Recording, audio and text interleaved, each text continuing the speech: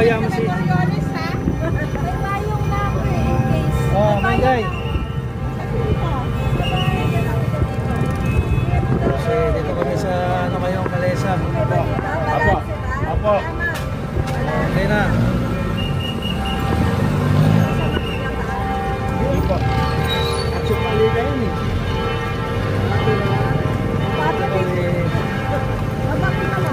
Ikot mo tayo ng buong Intramuros po yung mga historical. Oh, ayan na. Oh, ito tayo. Pwede ba kagitigan? Pwede naman po kasi magdagdag po kayo. Ah, ganon? Huwag na. Intramuros lang mo yung pinag-usapan natin eh. Maganda kami ng Intramuros eh.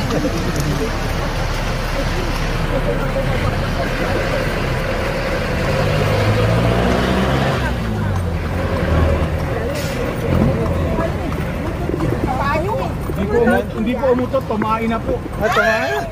Ay, swerte yan. Sana manalo kami sa loob. Tumama sa loto, kaya na. Mainit-init pa. Itong nasa left side po natin, ito yung Palacio del Gobernador. Ito po yung dating bahay ng mga Governor General. Panahon po ng mga Marcos po, naging opisina ni Madam Imelda Marcos yan. Naging gobernadora po kasi siya ng Maynila. Ngayon po, yan po ang opisina ng Intramuros sa kanang Comelec po. Comelec di ba dyan? Opo, yan po ang pinaka-main office ng Comelec.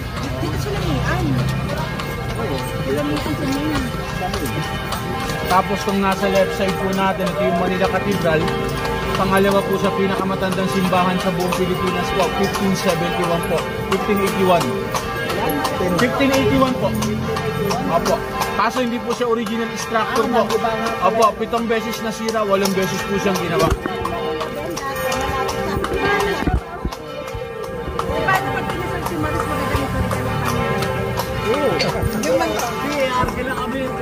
Pwede ba sa doon Manila Hotel? Opo, karwahe po ang tawag doon. Pagkasal po, karwahe.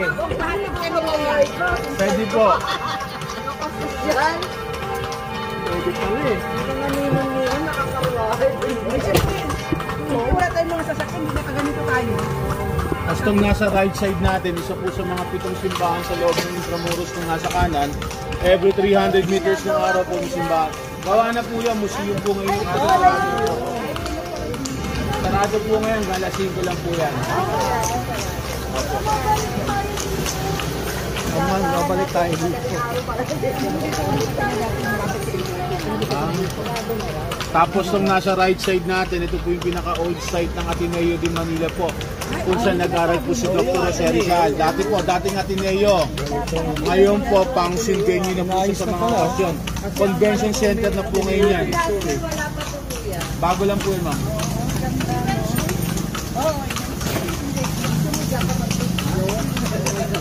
Hindi, sabi mo ha. Hindi, joke lang. Narinig ko yan. Hindi, nagbibiro lang ako. Ako pa naman dyan. Ayaw. Uy, ganda yun o. Ganda dyan. Oo. Ganda.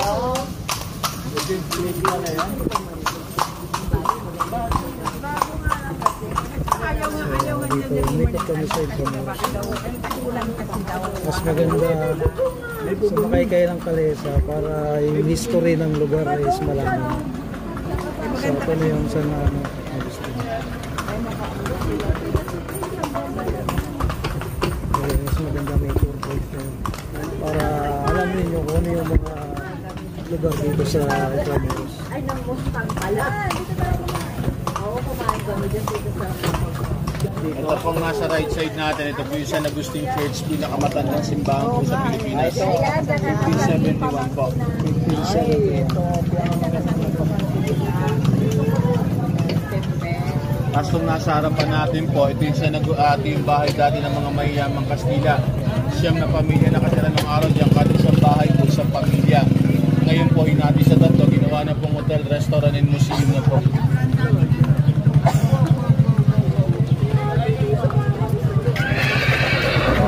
Halos kayo. Ay. Pinalis niya lang yung motor nasa harapan niya.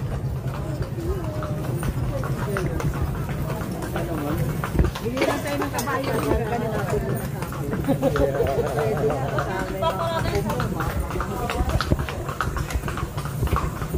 Habang mag-aantay ng mas sa ano,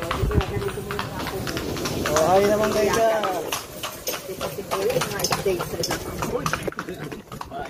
Oh, okay naman dyan. Ang sarap dito. Itong ruins po na nasa left side natin sa katong building na to, kumbento po sila dati ng mga Augustinian missionary. American colony po, itong building na nasa right side po, yan ang dating Adamson University.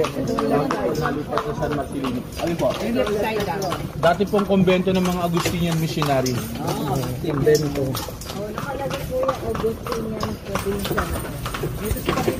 Tapos itong nasa harapan po natin, ito yung Puerta de Santa Lucia, isa sa mga entrance papasok sa loob ng Intramuros po. Panahon po ng mga Hapon, naging garrison po o tulungan po nung araw. Ngayon po isa na po sa mga health center dito po sa loob ng Intramuros. Tapos itong nasa right side po, ito yung gallery ng mga naging presidente ng Pilipinas. Ang Pilipinas po, pero naging presidente, 15 lalaki, 2 babae. Pero nandito po, mga past president pa lang po. Pagtapos po ng term ni Bongbong Marcos, saka po siya ilalagay. Aguinaldo po up to Duterte. Saan yung tatay namin dyan? Ay, nakadulo. Sa dulo. Ay, nakadulo.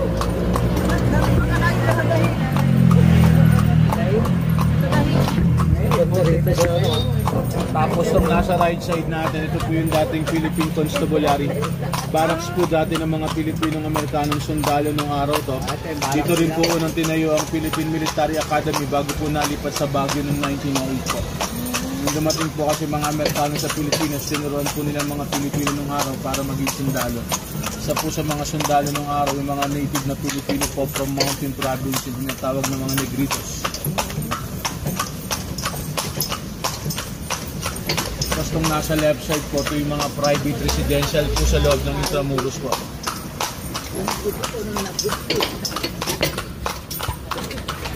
Huwag mo naman yung po. Dahil bawal magkalat.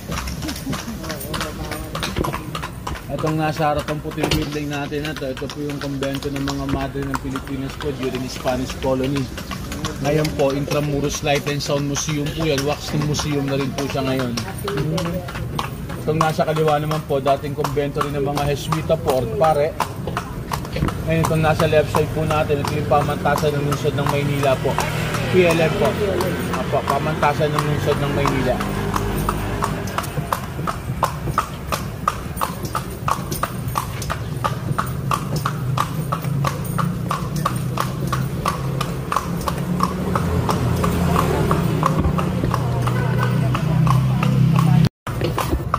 Nasa right side po natin, ito yung Baluarte de San Diego, isa sa mga military defense during Spanish colony. Isa ko po tayo ng mga British, isa po sa mga sinira nila nung araw to. Ngayon yung place po niyan, function venue na rin po sa mga weddings. Event place na rin po.